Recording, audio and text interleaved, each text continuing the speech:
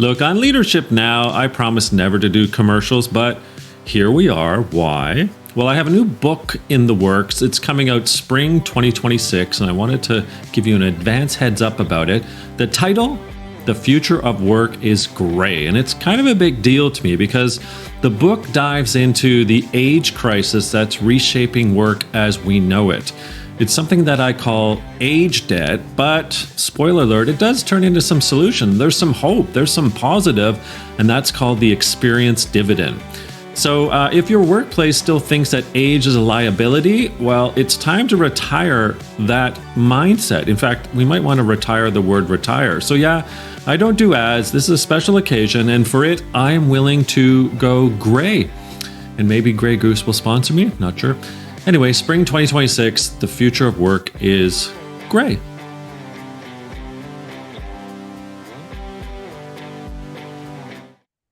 Hey everyone, welcome to another episode of Leadership Now with me, Dan Pontefract. In the house today, James Root. James, wonderful to see you. A little bio, and then we're going to get straight into it. So James is a senior partner of Bain Company and chair of Bain Futures. He's the author of a fantastic book called The Archetype Effect, we'll get into that, which offers readers a new way to understand what motivates them at work every day and why they feel how they feel about their job. During his more than 30 years at Bain, living and working across Europe, North America, and Asia, he has served as managing partner of its New York office, as leader of its Asia Pacific organization practice, and as chairman of the Global Nominating Committee. His work is concentrated on corporate transformations involving strategy, org change, and operational improvement. During a leave of absence, he was co-founder and president of a business process outsourcing firm based in Malaysia, serving multinationals across Asia Pacific, where he was responsible for the company's business operations. He's a fellow of Hughes Hall College, Cambridge, an adjunct professor at the Hong Kong University of Science and Technology, and a guest lecturer at the Institute of Business and Finance at Waseda University in Tokyo. Not just there. Love Tokyo. He's a graduate of Cambridge University and London Business School. James lives currently in Hong Kong. James, thank you so much. Both your work at Bain and the book, The Archetype Effect, Unlocking the 6 Types of Motivation at Work, really influenced me in some of the work that I've been recently doing. But based on that book and the global research that you conducted, 19 countries, I believe, something like almost 50,000 different people that took part in the research, The book delivers this framework where you're unleashing, I would say, sort of worker motivators. And so you argue in the book that ultimately employees, team members, leaders of all stripes, you can be classified or categorized perhaps into these 6 major archetypes. So let's take a step back. What drove you towards this research? And then we'll get into the 6, and then we'll take a tangential lane approach into generations, the aging workforce, and how some of these archetypes actually play out. So first, how did you get to the archetype effect? Well, Dan, first of all, greetings, and thank you for the invitation to join you. First of all, I love talking about this topic, and so lots of things we could talk about, but let's go straight to your first direction. I think that the conclusion that we started to draw, thinking about, after talking, as you said, to almost 50,000 people around the world, by the way, all job types. It's not just people like you or people like me, by no means. We're talking about people who have high-paying jobs, low-paying jobs, urban, rural, men, women, a wide variety of job types that represent the working population in each of those countries. We concluded, and it may seem obvious to you, but the systems don't really accommodate it today, that the fundamental motivations that people bring to work are very varied. So why you go to work and what you want when you get there depends quite a lot on all sorts of factors, that some of which may be to do with the fundamental nature of yourself, or your star sign or something like that, or some of which may be to do with your circumstances, what you learned as a kid or at school or from your first work, your first job, your first boss. All of these things contribute potentially to motivations. And there's so much dialogue about skills and tasks and jobs. And in that dialogue, all of which is important, we lose the focus on motivations. And The truth of the matter is that the talent systems that most firms of any scale are using today are built on assumptions that go back 50, 60, 70 years. And those assumptions were that everybody is trying to trudge up the ladder. Everybody would like to have, wider spans and more layers between them and, the customer. And that we're all, in the language that we'll talk about more in a second, we're all strivers. That was sort of the essential idea behind the talent systems that most firms use today. And it's just not true. It's not true from an organizational point of view anymore. So many roles today are individual contributor roles, expert roles, coach roles, advisor roles, and these are highly valuable. Highly valuable. We no longer lionize only the sort of professional manager creeping his and her way up the greasy pole. And then from the individual point of view, whilst we've done this wonderful thing as employers and said to people, who do you want to be at work? Tell us what you want and we'll try and accommodate you. In asking that question, we've allowed people to say, you know what? I don't want to climb the greasy pole. I'd rather do this. I'd rather take 3 years with you and then go somewhere else, or work my side hustle business, or work for an NGO because it's meaningful for me, or take time off to support my partner because we're having a baby, or take time off to pursue a personal project, maybe then come back later, but maybe not. And that's what it turned out to be the answer to the question, who would you like to be, which is not necessarily what we were expecting. So motivations to me, combined with the skills that we all have to build to create valuable results and good success stories for our firms, is a very powerful combination, much more powerful than skills on their own. And it's been it's been a journey in pursuit of more good jobs. That's my overwhelming preoccupation. I would like there to be more good jobs for more people, particularly as we sort of careen headlong into this next wave of automation with AI. Okay, well, where I see things, and this is where I'd love to dig into your brain and research, is sort of like fish and chips without the malt vinegar for me. Being born in England, I'm a big fan of the malt. And what I mean by that is that the organization is the fish and chips. It's always been this way. We get the fish and chips. But what your archetype suggests, like, okay, you're kind of missing the malt. And the fact is, without the malt, we're stuck in a fish and chips land. So how do I bring that metaphor back to you and sort of the idea? The ladder, the antiquated sort of HR and people culture processes, the dilapidated way in which that almost we bring employees across from when they start at the years 18, 19, 20, 21, 22, whatever, young, right, through to whatever we call retirement these days.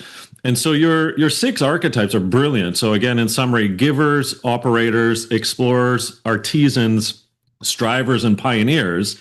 It's like nails on a chalkboard in a sense, where the senior leaders who are running the organization from a culture, people, et cetera, perspective, it doesn't seem to compute. It's like we're stuck in the 1940s and 50s, that everything is extrinsic and intrinsic motivation based.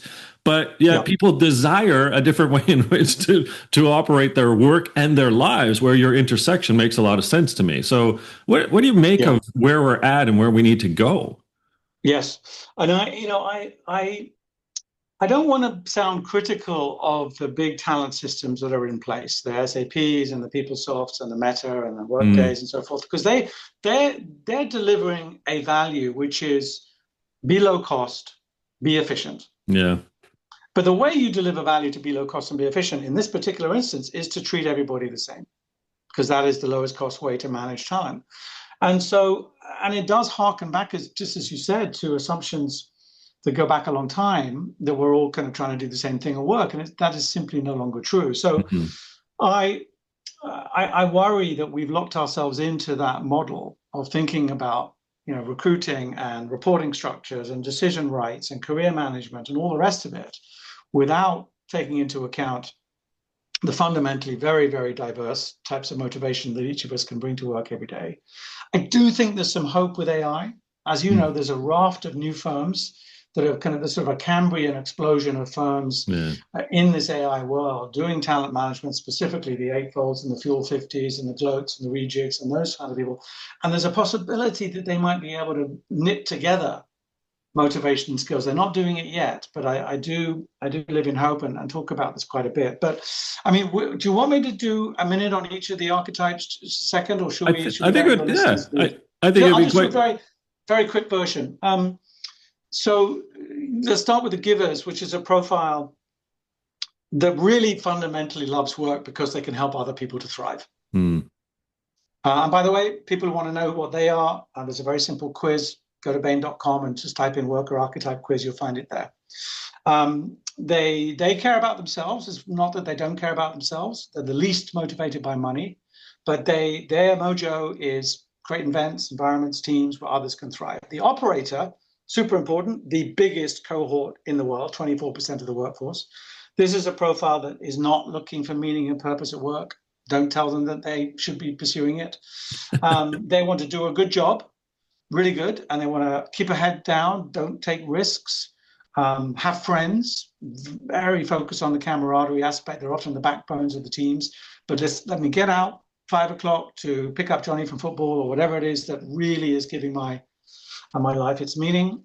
Explorers like to reskill, like to have new experiences, the name suggests, and they'll make trade-offs. They will trade off money, they'll trade off status and title to have the ability to continue to be autonomous enough to try new stuff, new jobs, new countries, new roles, whatever it might be.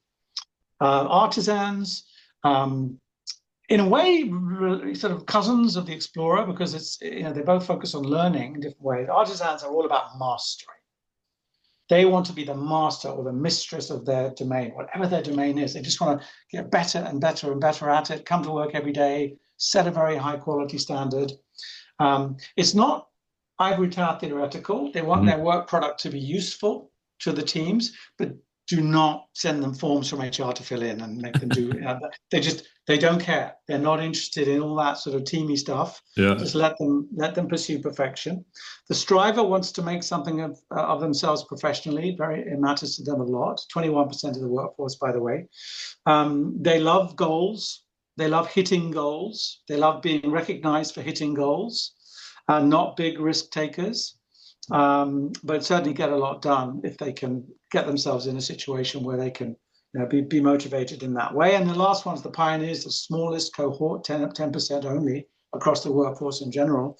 And they want to change the world in some way. And they will sort of develop a very strong idea about what their firm should be and what it should be doing. And then they'll try and bring everybody with them, bending the will of the organization around that vision. But even if you're not coming with them, they're going anyway. So that sort of move fast, break things type of approach. And the change the world, I use that term loosely. It could be a truly sort of Muskian, let's become a multi-planetary species type of thing, but it could be much more sort of domestic to your firm as well. And that's something that's still a big change, but more manageable. So those are the 6. Operators the largest, pioneers the smallest, and then everything else in between. One of the arguments I made with research I did as well on my latest book in 2023 called Work-Life Bloom. So I looked at 11 countries, 10,000 people, 5,000 leaders, 5,000 non-leaders. And what I recognized was that people go through eras in essence. So the young, the middle-aged, the older worker, and anything in between, you can see I used outputs on a work-life XY axis. And so what I basically figured out is there's no such thing as engagement or not engaged.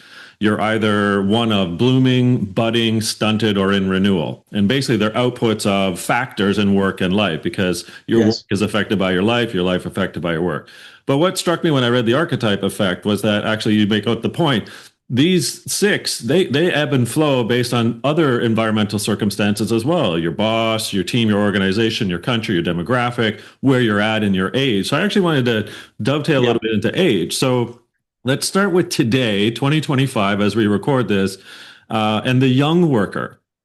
So what do you see maybe that's happening with younger workers, say with the archetype, against what's in our organizations and the constructs that we have currently in place?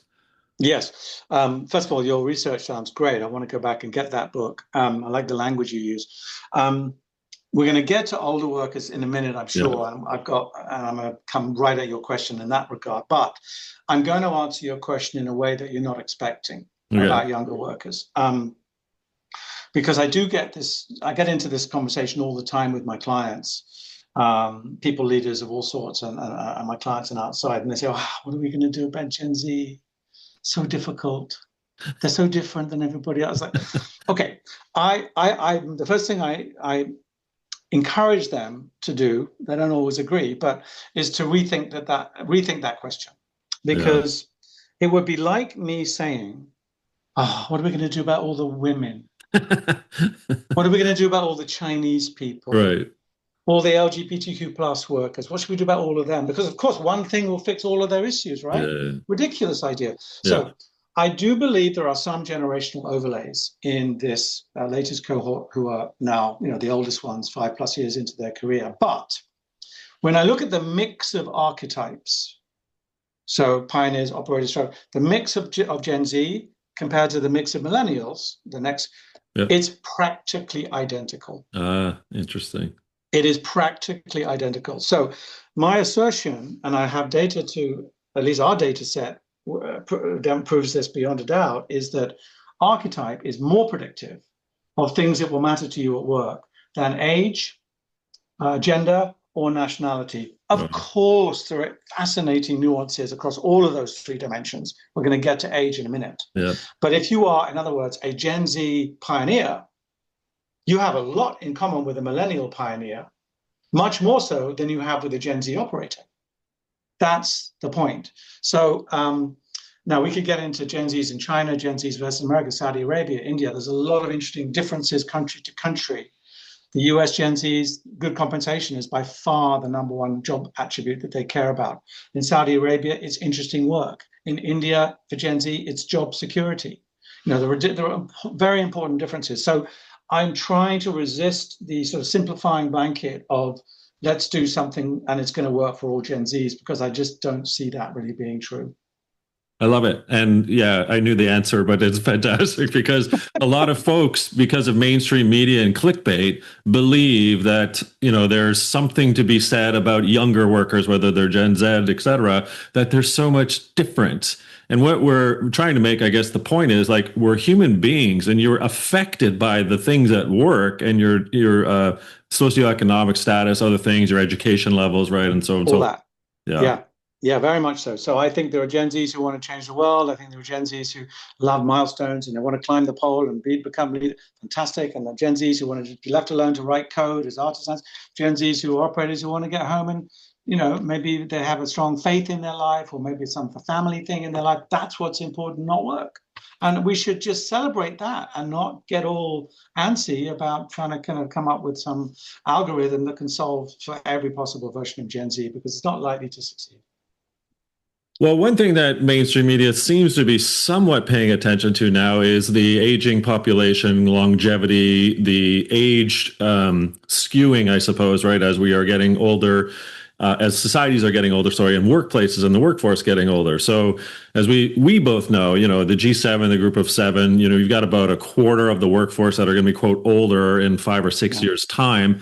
But what you do with the book, as well as you point out that as we age, and even older cohorts today, they're skewing more to artisans and givers than the other 4. So help us, first of all, understand the archetype effect with where we're at with the older workers, and then we'll come into sort of other future projections that you might have as well. Yes. So first of all, I really like what you're doing in this area. I've read a bunch of that because it is such a good topic, and it's very confusing, I think, because there are lots of mixed messages about older workers and older people in general in the societies that we live in, at least I find, where, on the one hand, 60 is the new 40, allegedly. And I'm supposed to kind of, be learning to do crosswords and pick up kite surfing and things in order to prevent, because I'm over 60. Everyone's Richard Branson, right? Yes. Everyone's Richard Branson, and that's what you're supposed to do. On the other hand, the reality is massive, widespread age discrimination at work. Yeah.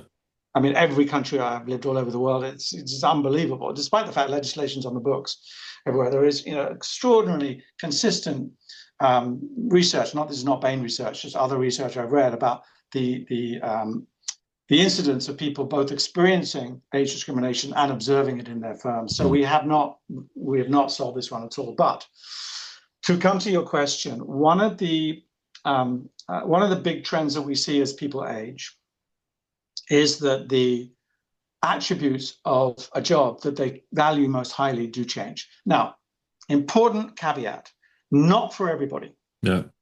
You or I may be who we are in terms of our archetype our entire working life, and that's just fine. But there is a very discernible trend, which you've seen in the data, Dan. Pioneers and strivers when young become artisans and givers as they get older. So let me just unpack that a little bit. When you look at the data, so first of all, what is an older worker? That's an interesting question. There's no clear definition. I don't try and answer it by age group. I just look at the data that our research produces. Around 55-ish, late 50s, good compensation, which has been basically for all countries, all cohorts, all genders, all age groups, the number one job attribute. There are some exceptions to that, but I won't get sidetracked by that now. It's basically the number one job attribute. It starts to decline in terms of importance. Declines between 50 and 55 quite a bit, and then it really declines in terms of importance. It ceases to be number one. And interesting work, which is another one of our 10 job attributes that we focus on, increases. It's almost like one decreases the other, and that becomes the number one job attribute. At the same time, the other thing that changes a lot as people go 55, 60 and beyond is autonomy. They have a very strong desire for autonomy, which I think often reflects in wanting to have more control over your hours, maybe go freelance or part-time, or have some sort of stair step down from full employment to full retirement, which most firms don't provide. So yes, more artisans in the older working groups, more givers. And you know, even if the very brief descriptions I gave a few minutes ago about this, it kind of makes sense. Yeah. You know, people want more control. They want to maybe not have as much, of kind of the responsibilities or accountabilities of the sort that they had when they're younger, coming up as managers or non-managers, and they want to have more control over their time. And those two things are what artisans and givers thrive on. They also want to give back. So lots of firms I could talk about have done a wonderful job of creating roles that allow their older workers to do these things, but without assuming that all older workers are the same. Yeah. Because again, just like within Gen Z, let's not make the mistake of saying, oh, you're 60, therefore you're like this. You might be a striver still. You might still be all focused on money and progress and promotions, but you might not. You might have become something different. I think that richness is the beauty of job design as we get into our older years. And it speaks a lot to your earlier point in this session where no pun intended, but the archetype in which organizations have created the constructs of talent development, career development, leadership development, and so forth. I mean, it's laddered, and it's profoundly made to create easier processes right within the organization to herd the cattle through. But here we are where it's 2025, and what we're seeing, I think, is a bit of an inflection point where organizations do have to start thinking about, well, we might not have as many young people with their fluid intelligence going through the ladder to develop crystallized intelligence. So where's the wisdom going to come from? Where's the transfer of knowledge? Where's the Sherpas, the mentors, the Gandalfs in the organization? Yeah. So tell me a bit about how you see some of that playing out in the next 5-6 years as a quarter of all workers start to age in the 55 plus category. Yes. I mean, that's a profoundly interesting, but also slightly concerning question, I think, that many companies are trying to wrestle with. And of course, the answer is, I don't know. But I've got a few thoughts, because there's so much that comes out of all this research that just creates more questions than answers. Right. So first of all, I do think there's some compelling evidence that the multi-generation workforce is a very, very good workforce if you can make it work. And plenty of firms are trying to sort of create affinity groups within age brackets and then across those age brackets within the firm to kind of get the extra source that you can get out if you manage a multi-generation company effectively. Yeah. There are also, and I'd almost call them sort of lobbying groups in a sense. There's one in France called Club Landoy that I really like. A bunch of very high-class French companies have signed up to say, we are going to measure the recruiting of older people, the effectiveness of older people, the training of older people at work, and see what we can learn and share across currently 40, 45, 50 companies. So there's good stuff going on. But to come, I think, more to your question, I wonder, maybe I'll ask you this. I feel like as we get supported increasingly by robots and by LLMs or SLMs or whatever it turns out to be in our day-to-day work, a whole host of issues around that, and nobody really knows what it's going to look like, but it's coming. Yeah. In some forms, almost all jobs. Are we going to have a little bit of an age of artisans, where people can work more on their own because their team member is a robot and an LLM? And I feel like artisans have not been, that they're very underrepresented in leadership roles today. And I have a feeling that may change in the next 20 years, because some of the skills that we adore and worship and fetishize, in a sense, today in this world are actually kind of artisan skills, more than the traditional striver skills that have been let's thump the table, or the pioneer skill, which is, let's change everything and reinvent the world and correct, right? Which have been where typical a lot of corporate energy and leadership energy has come from. So I feel not sorry, but I feel the pain of Gen Z trying to define pathways into careers at this stage, where there's so much uncertainty amongst the hiring firms about what they really need at the bottom end of their organization. But that, to me, would be one area where a younger worker teamed with the technology of one sort or another can be very, very effective in a way that doesn't require the kind of climbing the greasy pole model that was, for my generation, and let alone generations before me. So much to unpack there. We're going to need a second episode for sure. Maybe we do a weekly, James. Okay. So as I see it, yeah, the capturing, first of all, of knowledge, like in cognitive task analyses or behavioral analyses, like we have to do something about that, so we're not just losing the people, because again, don't forget, as you know all too well, the ladder is still there and we're outing people. There's not a systemic model, I don't see yet, where organizations and leaders have created the pathway for artisans to excel. And so do I believe, to your question, that should be a fundamental change to overcome or process to implement? Yeah.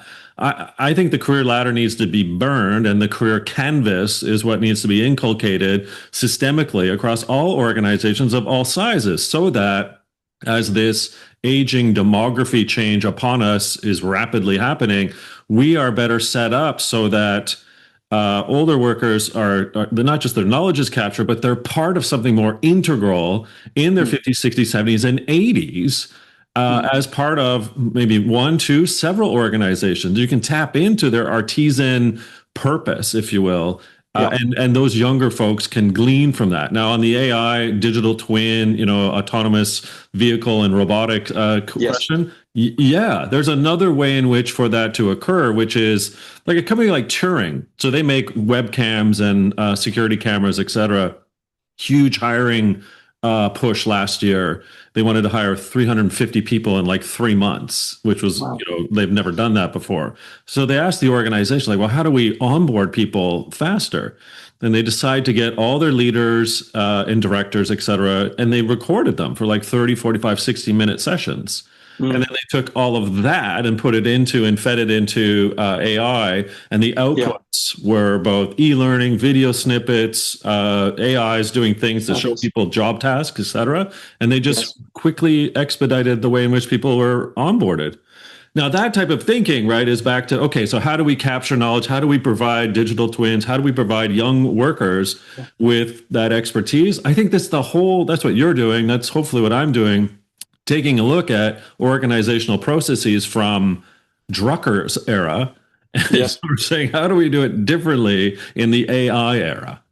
Yes, that's a great story. I need to look that one up. Are they Canadian, or where are they based? They're American, yeah. American. Yeah. Okay, a couple of quick things first. Please don't set fire to the ladder completely. Okay. Because there are 21%. Because the 21% of the world are strivers. Right. And they love the ladder. Yeah. And I think that's fine. I think that's great. I think the whole essence of my belief is that we need multiple systems now. Yeah. So I agree with you. Sort of in my heart, let's get rid of the ladder. And strivers, I'm a striver. I'm James. I'm a striver. But we are at some level we are hard to manage if you're a pioneer, for example. But let's leave it in place for those who are attracted to it. As you know, lots of firms now give people the choice a couple of years into a career to say, do you want to be a manager or not?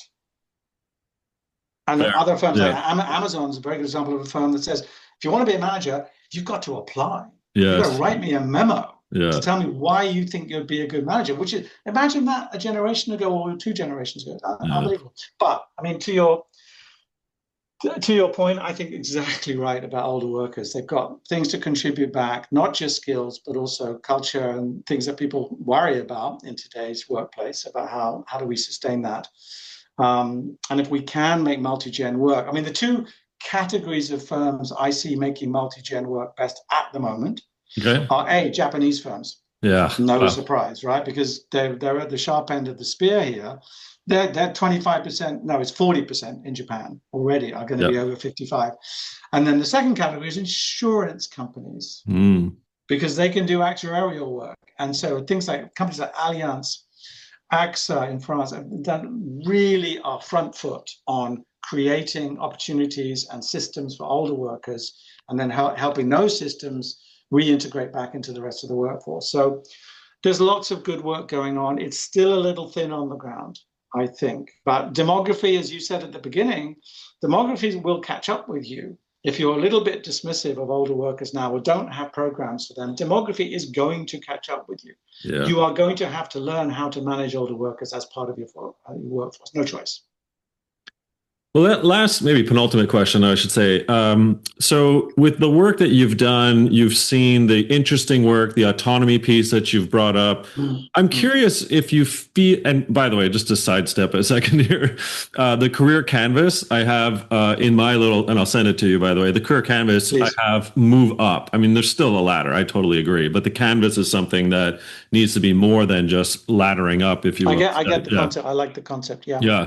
Okay. So interesting work, autonomy, sort of these motivators in the artisans, and maybe those become part of your evolution as a worker up as you age, et cetera. I'm just curious, do you believe that agency is learned, i.e. the ability to know how important my agency, i.e. the ability to make decisions and the autonomy in which to do that, is that something we learn as we grow through the eras of young worker, middle age, older? And if so, and if not, I'm just curious, is it something that organizations need to pay more attention to? Because again, back to the tacit knowledge that the individual holds, the expertise, the wisdom as they age, don't we want some sort of computational, I guess, arithmetic of how agency, autonomy plus, your age equals wisdom over time, and we don't really necessarily want to lose that as we miss out on younger workers? I mean, broadly, my answer is yes, it is learned and can be taught. I'm confident it can be taught because we're teaching models to do this now. Yeah. And allegedly that is the future. I have all sorts of concerns about that agentic future in terms of privacy and security on the personal side, but less so on the corporate side. But I want to allow for the possibility that there are some archetypes at work for whom that's just not that interesting a thing to do. Fair. Yeah. They'd rather have a system and a process and follow it and do it really well and just say, okay, you want to change that? Okay, well, let's gradually change that, and I'll do the new process in the new system. And that may be very, very motivating for me, just to know exactly how it's going to work here, follow that, pursue that goal, get promoted or recognized for having delivered that goal. But in general, I'm with you. I feel like this is one of the most exciting things about AI, that it could accelerate that learning and make more people more capable of making more decisions, because they've got all this on-tap support that would have taken, thousands of phone calls or emails or voicemails back in the day, to accumulate that level of knowledge and understanding about what the problem is that needs to be solved, which now can be done in moments. Amazing. Well, you may be a striver, James, but you seem to be all six of the archetypes, and I'm Definitely. very. So I'm becoming a giver as I get older, but I am still a striver somewhere.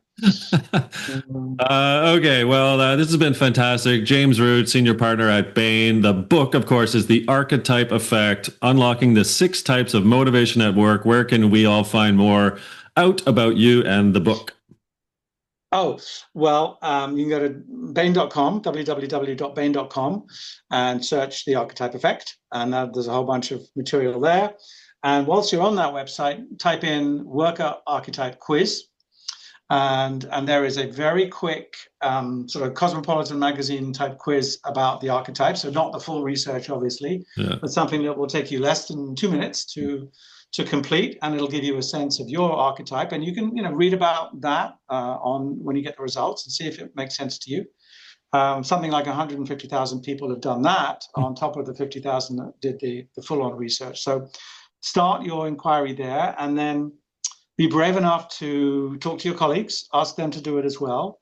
I find this all the time, going on without my knowledge, obviously. People I met once and then they've taken it to their teams. Have a conversation over lunch. I'm an archetype, I'm this archetype, you're that archetype. Well, this is why we have trouble doing this together.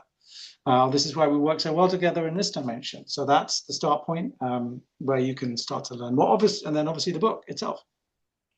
Well, I think you do have a horrible digital or real twin. You also a pioneer. Like, come on, like you can't just call yourself a striver, James. It's incredible.